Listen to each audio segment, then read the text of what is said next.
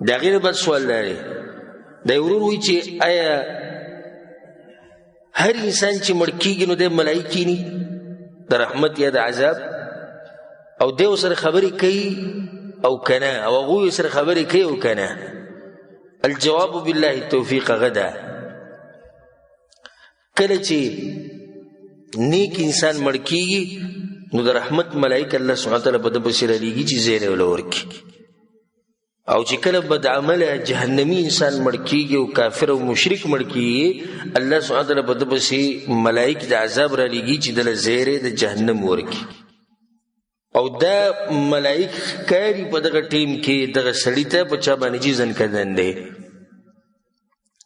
په قرآن کې الله دا خبره کړې ده یوم یرون الملائکة لا بشرى یومئذ للمجرمین یوم یرون الملائکه دوی به ویني ملائک زیری به نه وي د دوی لپاره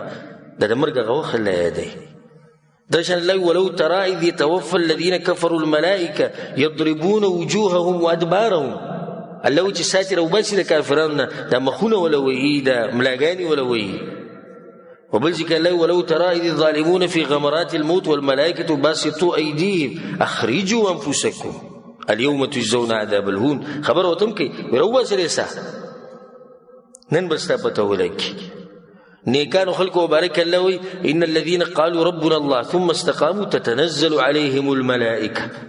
د مرګ په وخت کې به ملائکه راځي الله تخافوا ولا تحزنوا مه یریږئ مه غمجنه کېږئ په تېر شوي ژوند پسې مه غمجنه کېږئ او روان ژوند باندې مه یریږئ وابشروا بالجنة التي كنتم توعدون تاسو له موږ زیری درکو د هغه جنت چې تاسو به د هغې لپاره عمل کوو حدیث کې دا راځي امام احمد بن حنبل رحمه الله راوړی د برا بن عازب اوږد حدیث دی شیخ البانی په صحیح الجامع کې راوړی دی خو صرف دغه یو ټوټه دی تاسو ته بیانوم کوم چې زموږ مقصد دی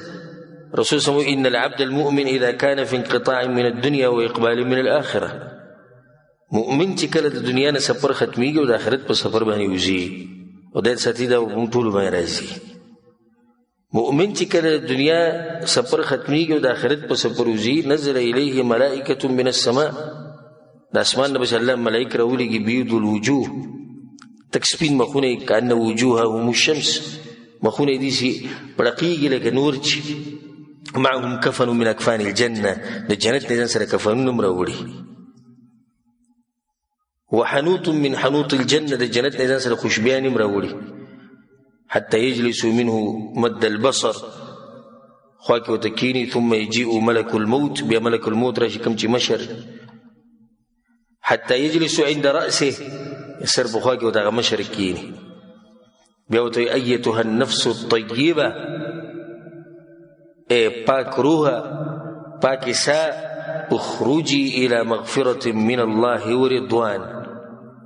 روزه د الله بخانی طرف ته د الله د رضا طرف ته یو روایت کې راځي چې تعالی موږ زیری درکو بروح و ریحان د خوشحالو او د سکون ژوند د دې زیری درکو رب راض غیر غضبان او دې رب سره د ملاقات ته جګه ته راځي وان العبد الكافر او کافر او جهنمی چې کله مړ کیږي نزل الیه من السماء ملائکه سود الوجوه دې ملائکه راکوشي مخونه تکتور خواکه وسره کینی او وتوي ايتها النفس الخبيثه ده ملك الموت وتوي اخرجي الى سخط من الله وغضب روزه ده الله غضب ستا انتظار کوي عذاب ستا انتظار کوي نو رسول سمو چې د ساب په دې جسم کې پټیږي یو ځای د تختی بل ځای تختی هغه یې راکاږي امام ابن القیم رحم الله وی ملائک را کوزیږي په دغه ټیم کې به کم ټیم کې چې په انسان باندې سي ځنکدني او دغه په خوا کې کینی او دی یینی او هغوی د په خوا کې خبرې کوي او دی اوري او کفنونه د ځان سره راوړي یا د جنت نه یا د جهنم نه او په دغه ټیم کې چې څوک دعا غواړي د ملائک په امین وي دا په حدیث کې ثابت ذکر رسول الله دې ټیم کې وي د جاهلیت خبرې مکه وي د ملائک په دغه ټیم کې په دې باندې امین وي او کله نه کله دې سم شي ویلي چې چا باندې چې ځنکدني باغې سلام واچوله او هغه ته وعلیکم السلام یا په خلا یا په اشاره سر وړقی سترګې وړقی ګوته وړقی خو د خواته خلک پې نه پوهېږي